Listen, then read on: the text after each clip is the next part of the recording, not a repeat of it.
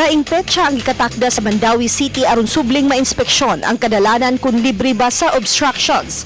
Human matugyan na ngadto sa barangay ang pagtiwas sa clearing operation sa kadalanan. Hayan muhimo na sab ang syudad og DILG og laing inspeksyon aron masusi ang pagpatuman sa mga opisyal sa barangay pagpalimpyo sa kadalanan. ASF Task Force sa probinsya sa Sugbo, mga sakop sa Talisay City Veterinary Office, nakasakmit og 48 ka mga dilatang luncheon meat ato silang gipahigay inspeksyon sa usa ka grocery sa Dakbayan sa Talisay.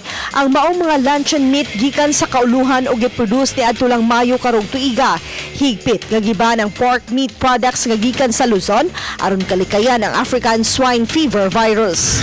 Gipasusi ni Mayor Edgardo Labella ang report nga dunay mga night market vendors nga namaligya sa ilang rides sa downtown Colon. Gikataho nga gibaligya sa mga vendors og tag 20,000 pesos ang ilang luna sa laing tindira. Matod sa mayor nga dili niya tugutan ang naasoy tinunto.